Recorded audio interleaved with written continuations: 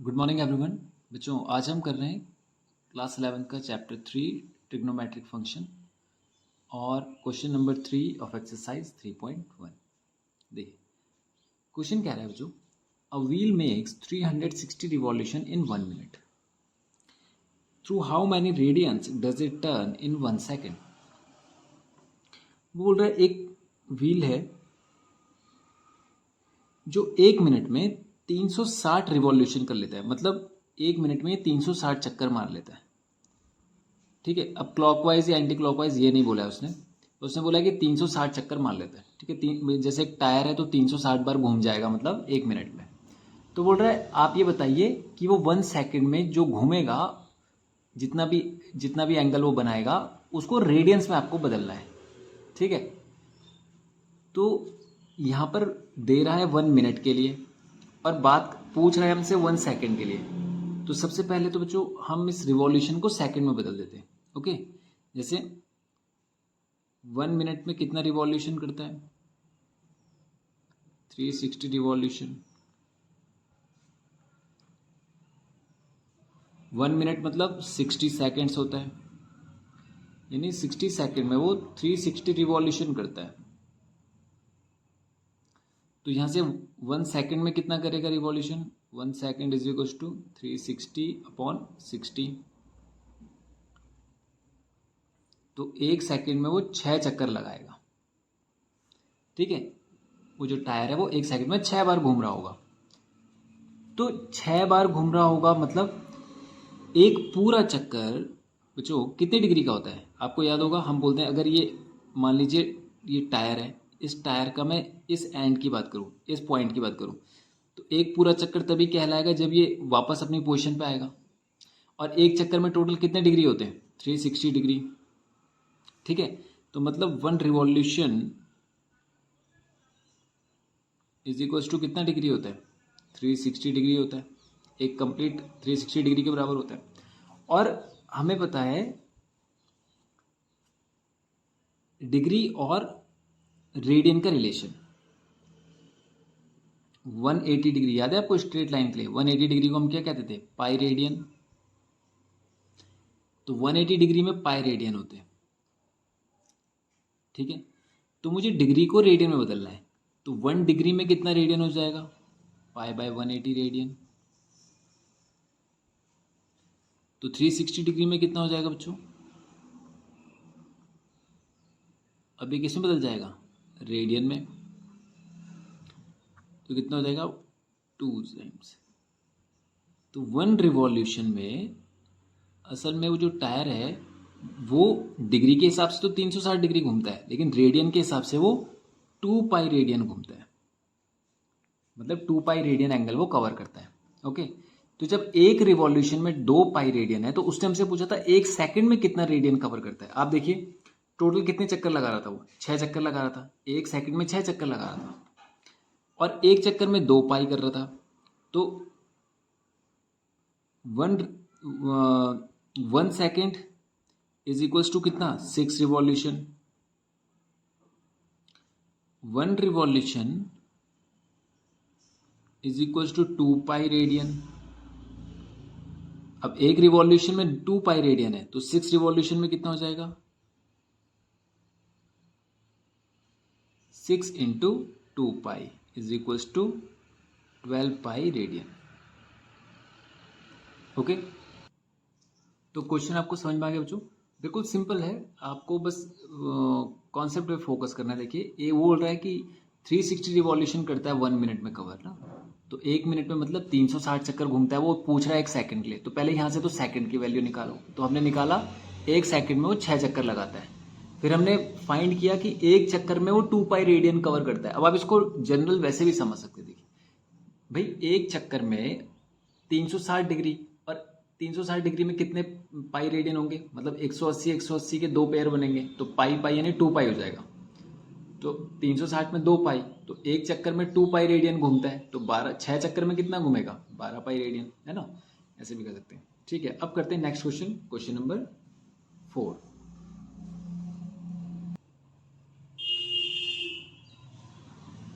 अब जो क्वेश्चन 4 देखिए क्या कह रहा है। कह रहा है find the degree measures of the angle subtended at the centre of a circle of radius 100 centimetre bye an arc of length 20 centimetre. वो बोल रहा है एक सर्कल है जिसका रेडियस तो है 100 सेंटीमीटर। आपको उस एंगल के बारे में बताना है जो एंगल एक आर्क ने बनाया है, और आर्क कितनी है? 22 सेंटीमीटर की आर्क है। मतलब एक आर्क है 22 सेंटीमीटर की, उसने जो सेंटर पर एंगल बनाया होगा उस एंगल को आपको बताना है, और वो भी डिग्रीज में बताना है। फाइंड द डिग्री मेजर्स, मतलब रेडियन में नहीं बताना है। तो देखिए हमारे पास एक फॉर्मूला है बच्चों, पर वो रेडियन का है।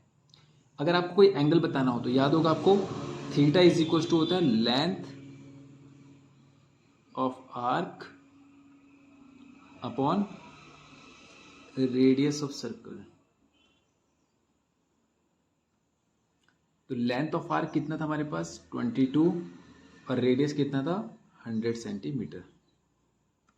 तो थीटा हमारे पास कितना आ जाएगा? 22 अपॉन 100।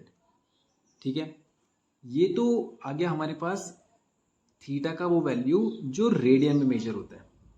जब भी हम थीटा इज इक्वल टू, आपने ये देखा होगा, theta is equal to L upon R बोलते हैं हम लोग, तो बच्चे ये रेडियन में आता है, डिग्री में नहीं आता। ओके, तो इसका मतलब ये जो एंगल आया होगा 211 से 22 250 जा, यानी 11 अपॉन 50, ये रेडियन में आया होगा। लेकिन हमको उसने कहा है कि इसको डिग्री में बदलो। तो बच्चों डिग्री और रेडियन का रिलेशन हमने जस्ट अभी उसको कन्वर्ट किया था, और फर्स्ट क्वेश्चन में भी हम ऐसा कर चुके हैं। तो 11 अपॉन 50 जो रेडियन है, इसको आपको डिग्री में कन्वर्ट करना पड़ेगा। तो क्या करते हैं हम लोग? 11 अपॉन 50 और यहाँ से बनाइए 180 डिग्री इज इक्वल टू कितना होता है? पाई रेडियन। ओके, तो हमें रेडियन को डिग्री में बदलना है, यानी हमें 1 रेडियन की वैल्यू चाहिए। तो 1 रेडियन इज इक्वल टू कितना हो जाएगा? 180 अपॉन पाई डिग्री।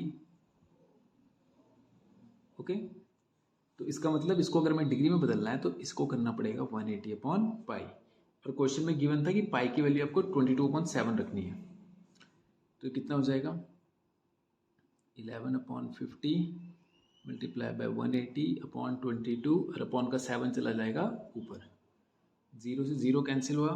ओके, 11 से 2 टाइम्स, 2 से 9 टाइम्स, तो ऊपर क्या बच रहा है हमारे पास? 9 और 7, 63, और नीचे बच रहा है केवल 5। ओके, तो ये आ गया हमारा डिग्री। लेकिन आपको पता है बच्चों, डिग्री को हम ऐसे डिनोमिनेटर में नहीं रखते हैं, फ्रैक्शन में नहीं रखना होता है इसको। और इसको मैक्सिमम केस में अगर फ्रैक्शन में है तो मिनट, डिग्री और सेकंड में कन्वर्ट करते हैं। तो कैसे करते हैं? देखिए पहले 63 को 5 से डिवाइड कर लीजिए।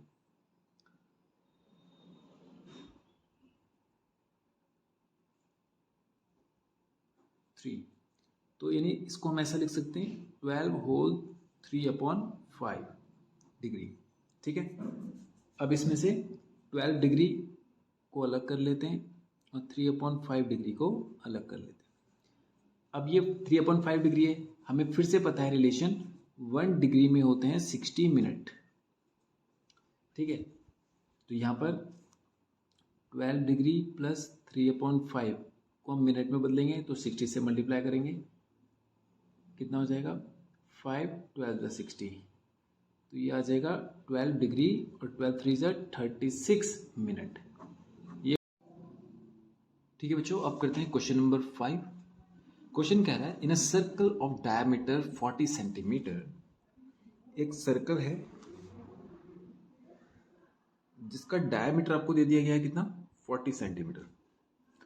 तो डायमीटर आप जानते हैं किसे कहते हैं? सेंटर से जाने वाली वो लाइन जो सर्कमफ्रेंस को मिलाती है एक एंड से दूसरे एंड तक। ये दिख रहा है, सर्कमफ्रेंस को मिलाती है, इसे सर्कमफ्रेंस कहते हैं, और सेंटर से जानी चाहिए, तो इसको कहते हैं डायमीटर।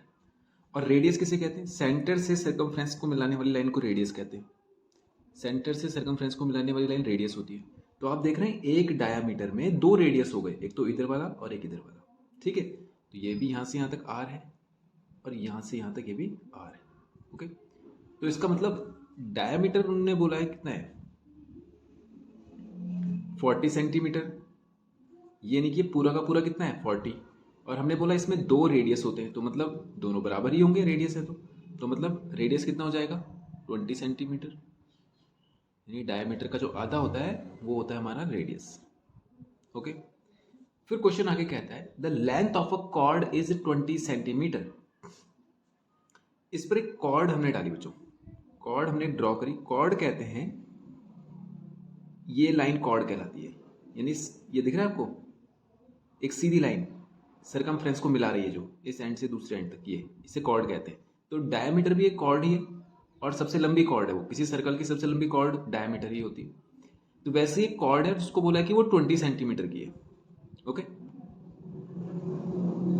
नेक्स्ट वो बोलता है find the length of minor arc of the chord. आपको ये दिख रहा है ये कॉर्ड, इसका माइनर आर्क ये वाला है बच्चों। देखिए जब हम कोई सर्कल बनाते हैं तो दो तीन चीजें आपने ये उसमें पढ़ा होगा, 10th क्लास में भी पढ़ा था, सेगमेंट क्या होता है, सेक्टर क्या होता है ना। तो जो कॉर्ड है ये सेगमेंट बनाती है, ये कॉर्ड है ये सेगमेंट बनाती है। तो ये वाला हिस्सा तो कहलाता है मेजर सेगमेंट और ये वाला हिस्सा कहलाता है माइनर सेगमेंट। वैसे ही सर्कमफ्रेंस को भी ये दो पार्ट में डिवाइड करती है। ये वाली बड़ी सर्कमफ्रेंस का जो बड़ा वाला आर्क है ये कहलाता है मेजर आर्क और ये वाला हिस्सा कहलाता है माइनर आर्क। तो क्वेश्चन में आपसे पूछ रहा है ये जो माइनर आर्क है इसकी आपको लेंथ बतानी है, ठीक है। तो ये तो हम बता सकते हैं, हमारे पास एक फॉर्मूला है theta is equals to L upon R, यानी लेंथ ऑफ आर्क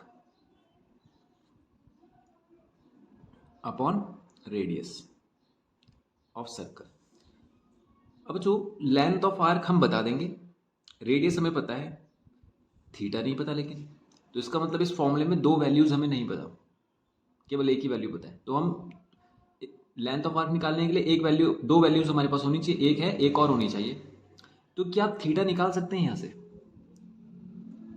देखिए थीटा निकालने के लिए इस आर्क ने एक एंगल बनाया सेंटर पे, हम क्या कर देते हैं इस आर्क से सेंटर पर एक एंगल ड्रॉ कर देते हैं। अब आप ध्यान से देखेंगे तो ये सेंटर से सरकमफ्रेंस को मिला रही है, तो यानी ये भी रेडियस हो जाएगा। ये भी सेंटर से सरकमफ्रेंस को मिला रही है तो ये भी रेडियस है, और रेडियस हमें पता था कितना है 20 है, ये भी 20 है और कॉर्ड भी 20 दिया था। तो आपने देखा ये एक ऐसा ट्राइंगल बन गया जिसकी तीनों साइड बराबर हो गई। तो ऐसे ट्राइंगल को कहते हैं इक्विलेटरल ट्राइंगल, जिसकी तीनों साइड इक्वल होती हैं, तो इसीलिए उसके तीनों एंगल भी इक्वल होंगे।